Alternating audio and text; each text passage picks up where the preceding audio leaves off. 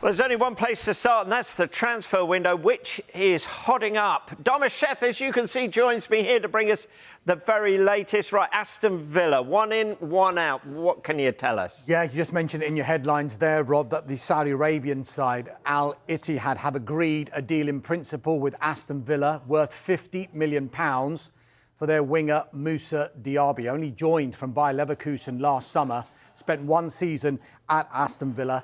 And we understand that the player himself is now getting ready to fly to Saudi Arabia for a medical and to finalise that deal once he's given full permission by Aston Villa to do so. And we do know that when players move to Saudi Arabia, we hear about the big wages that they may be able to get when they go to Saudi Arabia. Once completed, he's expected to sign a contract until 2029. And Sky Germany are reporting that the gross salary will be almost £20 million per year. So not a bad deal if you can get it. And I just wonder, just adding on to that, whether Jadon Philogene, when he had talks with Aston Villa, when they wanted to bring him back after they had matched Ipswich Town's £18 million offer, whether they were telling him, look, Moussa Diaby could be going, so don't be worried that you might not be getting the first team football that you want. It may be the case now that Philogene will be able to get some of the first team football that he probably thought he would have got had he gone to Ipswich. And we thought that was his preference initially until Aston Villa matched and triggered that matching clause that they had in his contract when he left for Hull last season. So it's a little bit of a knock-on effect, you would think, when he had talks with Aston Villa, what was going to happen with Moussa Diaby. With regard to one player coming in, this one looks very, very close now. Amadou Onana from Everton. He was having a medical with Aston Villa over the weekend. That deal is worth £50 million, and he'll be alongside Yuri Tillemans in the midfield at Aston Villa, his Belgium international teammate. So plenty going on earlier on in this window in Aston Villa, and lots going on this week as well. OK. Particularly around Old Trafford, I should think. Right, let's get to Manchester United. Do they want a midfielder? Yeah, look, we know that three of the big priorities for Manchester United in this transfer window were a centre-back, and they've brought one in Lenny Yoro, a forward, and they've brought one in Joshua Zirkzee. Midfield was another area we think that they wanted to strengthen. Now, we do know that dialogue is open with Paris Saint-Germain over Manuel Ugarte. We understand that PSG want to do the deal. We understand that Ugarte wants to go to Manchester United as well. But another name that has emerged among a number of midfielders that Manchester United are looking at is Monaco's Youssouf Fofana. Now, this might be a better deal financially for United because we think that PSG might want in the region of 70 million euros for Ugarte, whereas Fofana's only got 1 year left on his contract at Monaco, and he would probably fetch around £30 million. So there's a big difference in the pricing for those two midfielders. Another player to look out for is a player who was on loan at Manchester United last season. That's Sofian Amrabat.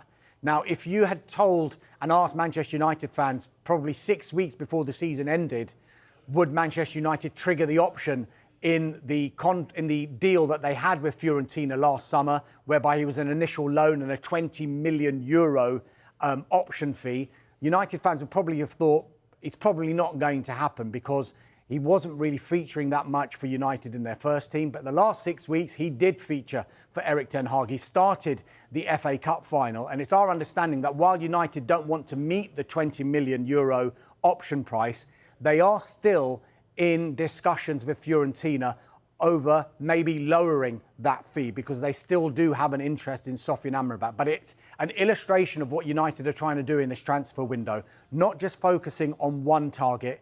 They are looking at a number of targets that fit the kind of profile of player that they want, and then they will go for the one that not only fits the profile, but fits the financial restraints that Manchester United might have at this point. That said, any potential arrival in midfield would probably at this stage depend on a departure at Old Trafford. OK, departure. So they might need to sell. Who would they be considering? Right, two of the names that we have been mentioning throughout the window are Casemiro and Scott McTominay. Now, Casemiro, as it stands, is likely to stay. there was strong interest from Saudi Arabia, but that has kind of cooled of late. So it just remains to be seen whether they will come back in for somebody like Casemiro. Scott McTominay is another player that has been linked with a move away. Manchester United manager Erik ten Hag has said he is an important player for Manchester United. They don't want to lose him. They feel that he can contribute still for Manchester United. However, Fulham and Galatasaray are interested in the Scottish international. Now, if there was a bid that did come in that Manchester United felt was suitable, I think rather than actively looking to sell, they would have a look at that deal and see if it was worth their while doing a deal for either Casemiro or McTominay in order to be able to get another of their targets that they're working on in the background. Yeah, because is it right to say Fulham have got money to spend because they've got that money coming in? What else do they want to do? So, I mean, Fulham obviously are in the market for a midfielder now. João Palhinha has left for Bayern Munich during this summer's transfer window. We mentioned McTominay as a potential target. They already made a bid of £17 million earlier on in this window. Discussions continuing internally about whether they're going to go back in with an improved offer, despite Erik ten Hag saying that he remains an important player at United. Another player that they're looking at and that they've had a long-term interest in is the Fluminense midfielder Andre. Now, Fulham are again discussing internally whether they're going to go back in with an improved offer for this player. We think that there is a gap in valuation between what Fluminense want and what Fulham are prepared to pay.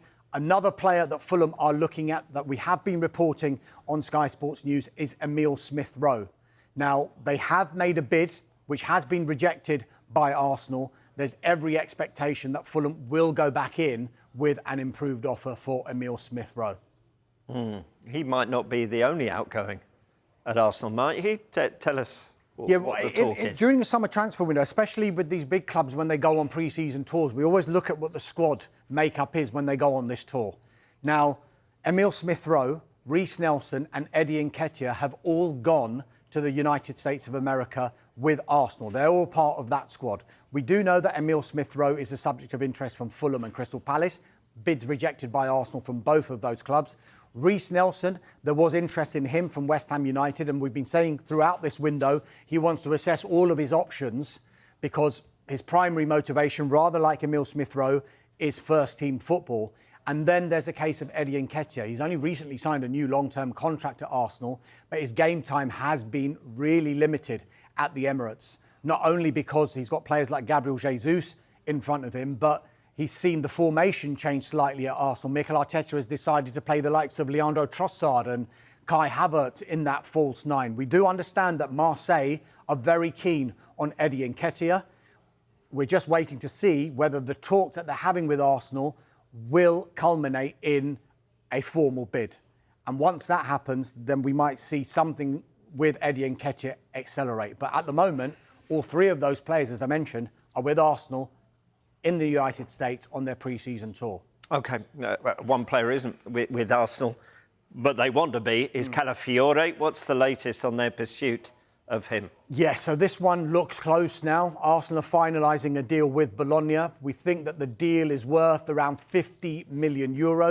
That's what Bologna were holding out for, only because two reasons. One, he's a quality player. He showed he was a quality player during the Euros when he started all three of Italy's group games, was suspended for the last 16 game against Switzerland, which they lost. I'm not saying that was the reason that they lost, but he was obviously a key player for them.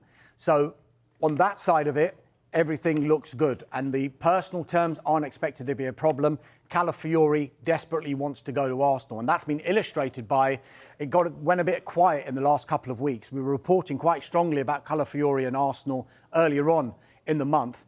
Last couple of weeks it went a little bit quiet. And we understand that a club in the Premier League, Juventus and Real Madrid, all wanted to sign Calafiore. However, Calafiore, his heart is set on Arsenal. He said he only wanted Arsenal and nobody else. He had given Arsenal his word that that would happen. And also his representative, a gentleman by the name of Alessandro Lucci from the World Soccer Agency, he worked between the two clubs, Arsenal and Bologna, almost reassuring them that, look, this is what is going to happen. We gave you our word.